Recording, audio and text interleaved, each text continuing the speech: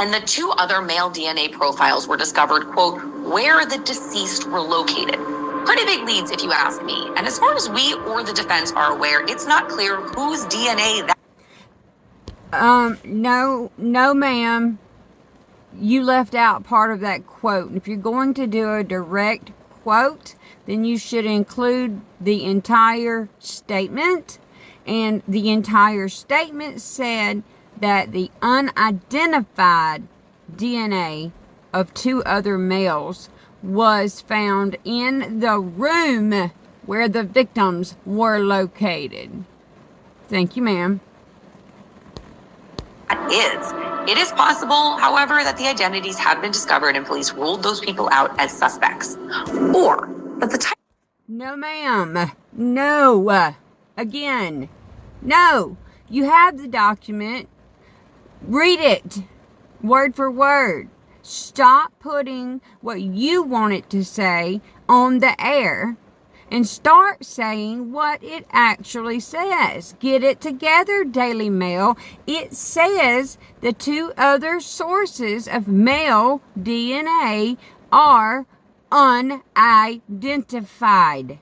The two sources that were found in the room with the deceased victims. Also, the DNA on the glove, the third one, was a male but unidentified. So no, it's not possible that they identified them and ruled them out as suspects. No, ma'am, that didn't happen. You know it didn't, because you're sitting there reading the document just like I am. So why are you getting on here and telling your huge audience this fabricated story? Tell the whole truth if you're going to tell any of it. Of DNA and where it was located was deemed irrelevant.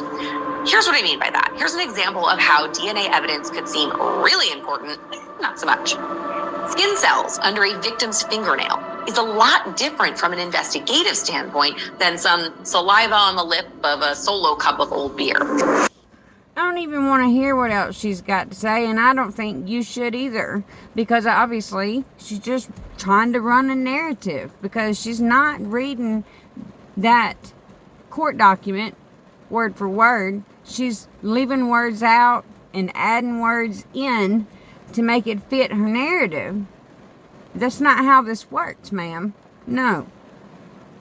So there was 3 sources of unidentified male DNA found. 1 on a glove and 2 of them in the room with Madison and Kaylee specifically, okay? And it says that in the court document.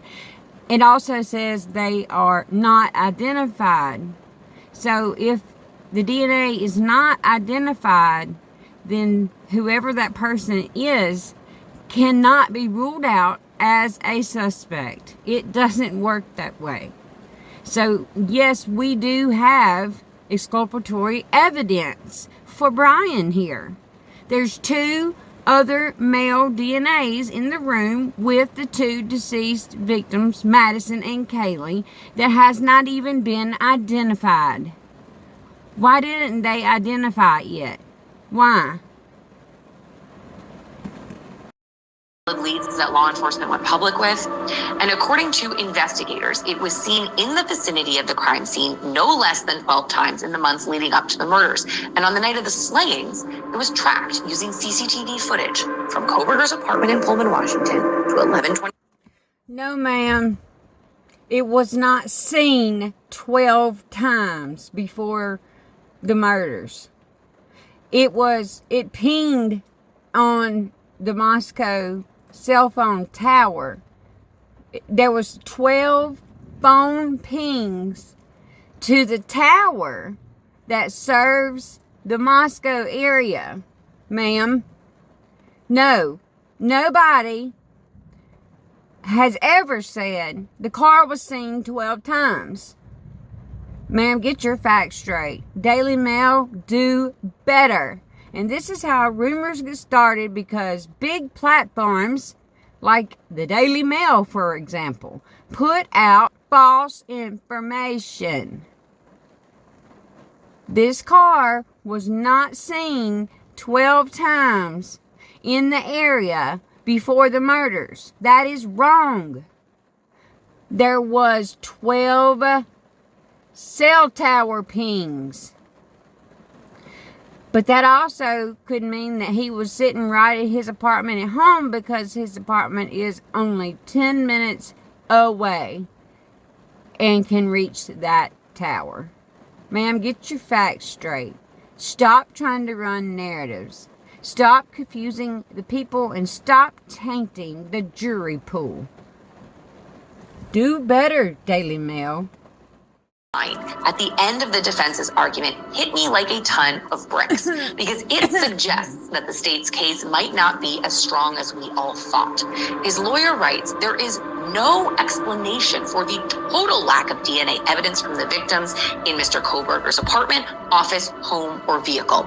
I don't know if this is just bluster, or if it's fact, or if the discovery of some of this evidence just has not been turned over yet. We will have to wait and see at trial. And we will see it. Last week, the judge ruled that cameras will be allowed in the courtroom for the Kohberger case. For now, that might change. As for the motions before the court on Tuesday. No, ma'am. Again, it's not just bluster. If you had read the search warrant and the return sheet for the search warrant, then you would know there was nothing, no DNA, no blood, nothing found of the victims in his house, office, or car. They did, however, find one dog hair. They don't know what dog it came from yet. They're testing it, I suppose.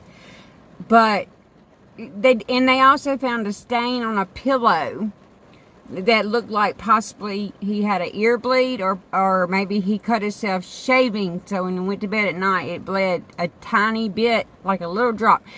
You would know this had you read those documents. I feel like you did. I think you're just still running your narrative. I don't know. But no, the return did not say that they found any evidence belonging to the victims in his property. Do better, Daily Mail. This is just my opinion of the Daily Mail and this episode that was put out. This video does fall under fair use because I have provided my commentary and criticism for their misinformation, and I have also transformed the original content. And thank you for watching. Make sure you subscribe and like the video.